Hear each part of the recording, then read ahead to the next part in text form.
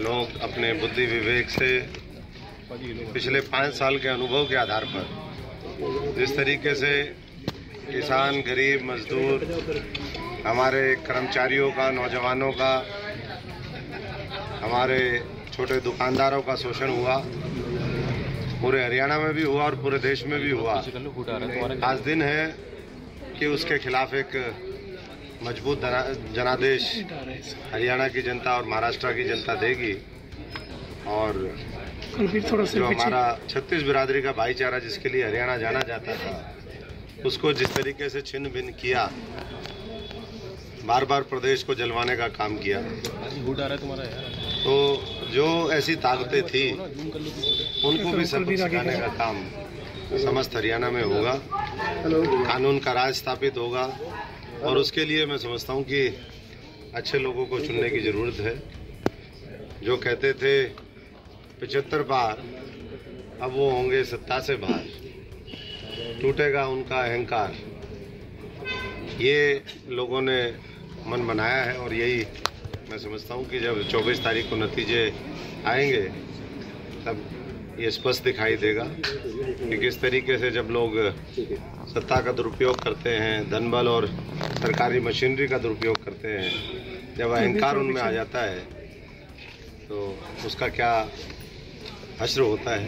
कांग्रेस को कहाँ खड़ा पा रहे हैं सर चुनाव को? कांग्रेस जो है तीसरे चौथे नंबर की लड़ाई लड़ेगी और प्रदेश के अंदर मैं समझता हूँ कि हमने तो पहले ही कहा कि अच्छे लोगों को मौका हरियाणा की जनता दे और मुझे पूरा यकीन है कि बड़े बहुमत के साथ आने वाली जो सरकार होगी वो जननायक जनता पार्टी की होगी और उस सरकार में सबकी सुनवाई होगी, बड़े बड़े फैसले होंगे, एक नया नेतृत्व आएगा और जो पुराना है जिसने इस हरियाणा को लूटने का, प्रदेश को बिल्कुल खोखला करने का काम किया, तो नया नेतृत्व प्रदेश में सेवा करेगा।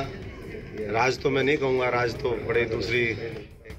तो अशोक तंवर को आप सुन रहे थे, जननायक जनता पार्टी की तरफ से समर्थन देंगे। और इस वक्त आप देख रहे हैं उद्धव ठाकरे को, आदित्य ठाकरे को डिप्टी सीएम पद पर सहमति बनी है, इस बात के संकेत लगातार मिल रहे हैं। पहले ही नतीजों से पहले ही सीटों को लेकर, पदों को लेकर एक समझौता हो चुका है शिवसेना और बीजेपी के बीच। और हाथ जोड़ते हुए आदित्य ठाकरे विक्ट्री का साइन करते हुए और उद्धव ठाकरे हाथ जोड़ते हुए अपने पूरे परिवार के साथ वोट कास्ट करने पहुंचे हैं। चेहरे पर मुस्कुराहट। शिवसेना का ये युवा राजनीति का एरा शुरू हो रहा है जिसकी कमान आदित्य ठाकरे के हाथ में है। और ये कहा जा रहा था कि वो वोट कास्ट करने के बाद मीडिया से बात करेंगे। क्या कहते हैं? वर्ली सीट से ताल ठोक रहे हैं आदित्य ठाकरे, बहुत ज्यादा उत्साहित हैं। रोड शो और जितने भी प्रदर्शन उन्होंने किए हैं अपनी सभाओं के जरिए, वो अपने आप में ऐतिहासिक है। शिवसेना के लिए एक महत्वपूर्ण पड़ाव है राजनीति के लिहाज से और एक मजबूत स्थिति में ऐसा शिवसेना मान रही है कि आदित्य ठाकरे में है, ठाकरे की मौजूदगी में है शिवसेना। मीडिया के कैमरों के बीच वो तस्वीर जिसमें आदित्य ठाकरे कुछ कहते नजर आएंगे वो आप तक पहुंचाएं, लेकिन इस बीच लगातार जो सेलिब्रिटीज हैं वो एक एक कर, ये देखिए, जब निकले थे पोलिंग बूथ से और जब पहुंचे थे उसकी तस्वीर आपको दिखा रहे हैं। आदित्य ठाकरे के पिता उद्धव ठाकरे, उनके बाद अब जो युवा चेहरा होगा आदित्य ठाकरे होंगे। राजनीति शिवसेना की महाराष्ट्र में जो नजर आएगी, कमान अब आदित्य ठाकरे में। ऐसा कहा जा रहा है कि हो सकता है कि धीरे धीरे जो पावर सेंटर्स जो हैं वो बदलने की जो प्रक्रिया है वो इस चुनाव के जरिए अपने महत्वपूर्ण पड़ाव पर होंगे। हाथ जोड़ते हुए, अभिनंदन करते हुए, और इस अभिनंदन से मैसेज साफ है कि भारी मतों से आदित्य ठाकरे को जिताएं।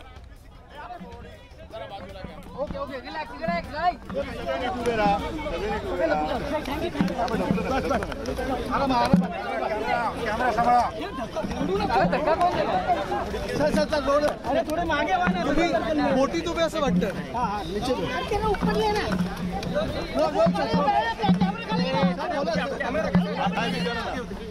साहेब करून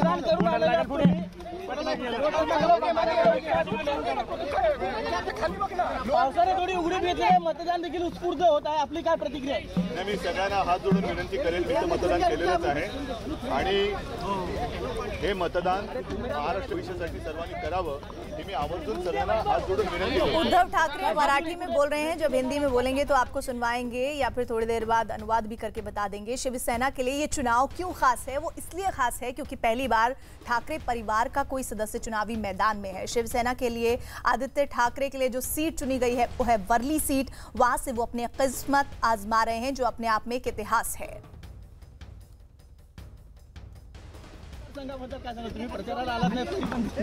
उद्धव जी, एक सवाल आपसे ये भी जानना चाहूंगा, अभी तक वोटिंग परसेंटेज थोड़ा स्लो है, जो लोग अभी तक घर से बाहर नहीं निकले, सबको मैं रिक्वेस्ट हूँ, मैंने खुद मेरे परिवार के साथ मतदान किया है और सारे लोगों के लिए मैं यही कहता हूँ, जनता को आह्वान करना चाहता हूँ कि आप अवश्य मतदान करिए, क्योंकि ये मतदान सिर्फ अपने लिए नहीं, उज्जवल महाराष्ट्र के लिए। इसलिए मैं हाथ जोड़कर विनती करता हूँ सब मतदाताओं को कि मतदान करें। आज तुम्ही बाईट नगर किंवा शुभेच्छा द्या बस आणि मतदान करा, नक्की करा। तो मराठी भाषा में मतदान करने की अपील करते हुए देखा है मैंने, आरए के प्रोटेस्ट के लिए भी जितने आए थे वो युवा लोग थे ज़्यादा, और ये यंगर जनरेशन ज़्यादा रिस्पॉन्सिबल लगती है, और ये younger generation is more to the point and more responsible, और वही नज़र आए ज़्यादा वहाँ आरए में भी, अगर आप गौर से देखें। अब बुज़ुर्गों से अपील है कि भाई वोट अगर आप करने नहीं जाएंगे तो आपको शिकायत का हक नहीं। चुनाव प्रचार के दौरान हमने देखा कि ठीक है, I think that should be.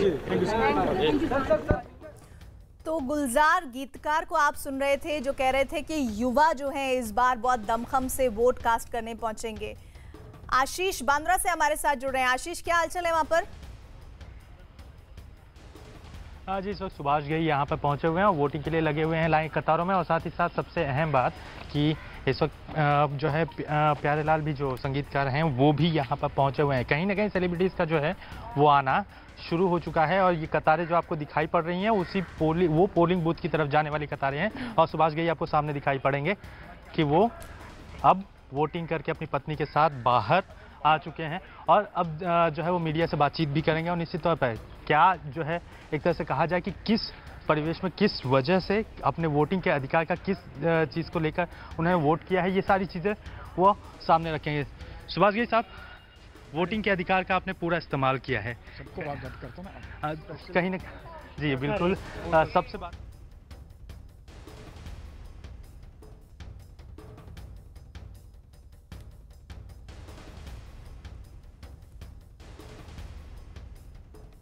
Prakash Javadekar vote cast करने के बाद बाहर आए हैं, मीडिया से कुछ कहें उससे पहले की तस्वीर आपको दिखा रहे हैं। मीडिया के बीच कुछ कह रहे हैं इस वक्त।